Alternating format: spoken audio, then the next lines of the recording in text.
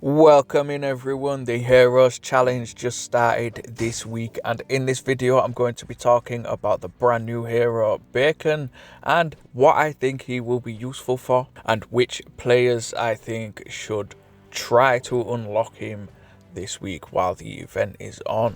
So the Heroes Challenge itself, on the pass you will find some spanners, some chisels, a bunch of alchemist charms, a unique one on there as well, and 50 shards of bacon. So you will need to have the premium pass in order to get all that stuff. There's some stuff on the free side, but you'll need the premium one to get it all. And you will have to complete the event. You'll have to get enough points, so you'll need to be able to beat the challenge itself. But to be honest, the challenge itself is not difficult. The enemies there are super squishy, and you will be forgiven for thinking that Bacon is a bit overpowered because of just how weak the enemies are in the Heroes Challenge. But he's not overpowered. His rage is compatible to Queen Critters. It will do exactly the same damage, but he is an alchemist rather than a warrior. So the main thing about this hero is he is an alchemist and he is a distributor. So the rage is distributed. Alchemists don't have a good distributor. The only distributor they have is Zalam. And the difference between the two types of rage powers is some of them are deals damage to all and some of them are distributed. Now the distributed ones, the distributor heroes, they will have a higher base number, but the damage is distributed between all of the enemies. So it will be lower in general in PvE mode, the Rift and story mode and stuff like that. And these heroes are better suited towards guild bosses and PvP because there's less enemies. In guild bosses there's only one enemy, so every time you rage with a distribute hero it will get the full force of that rage power. And in PvP as well, if you wipe the minions out you are left with just the knight, and then if you attack with a distributed rage power it will get the full force of it. The damage to all enemies, they will deal a lower base number, but it will be equal between all of the enemies, so these ones are better in general for PvE, the Rift and all that type of stuff, because even though the number is lower, it doesn't matter how many enemies there are, it will be the same amount across the board and you will get consistent numbers. And that is what Alchemist is missing.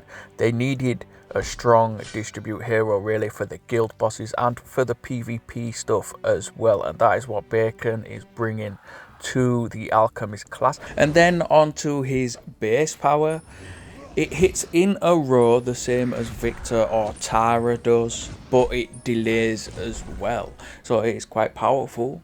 It can hit the back row and it has delay. It will charge in 3 moves with Alchemist Speed Gauntlet, so if you take in the Chaotic Gauntlet it will charge incredibly fast and it will give you a good chunk of rage. So if you are in the Rift or something like that, you've got Grim and you take Bacon as well, you are going to be able to gain rage incredibly fast, and you're going to be able to delay for all of the Rift bosses and stuff like that, which is incredibly helpful. Usually if I'm using Alchemist class in the Rift, there is a lot of bosses where I would just take Garen. You don't need to do that anymore, you can take Bacon. So I think Bacon is a fantastic addition to the Alchemist class. In general, your main combos for the Rift will change, like you'll be able to use Ayako and Bacon or Grim and Bacon, and you will do incredibly well with a combo like this with the Chaotic Gauntlet. As far as the challenge itself goes, I've already mentioned these enemies are ridiculously easy. If you are struggling, I am guessing it's because you are a really new player. If so, take the Chaotic Gauntlet, take a Protect weapon if you have one, take Ayako along with Bacon, or take Grim along with Bacon, and you'll be able to use Grim's rage for some heals or Ayako rage for some heals, and that should keep you going a little bit further, that should keep you in the fight a little bit longer. But honestly, for most people you will just be able to auto this because they have put the squishiest enemies in the game across this challenge. I've just been autoing my way through it every day It is nice to be able to play with Bacon at max stars, but the challenge itself is not too difficult. Now, if you don't have the premium pass and you still want to unlock Bacon, you can try your luck with the chest. If you buy the chests, there's a chance that you will get 50 shards from your chests, but if you don't, it's going to cost you 7,500 gems to buy enough chests to guarantee the 5 shards each time and get up to 50 shards.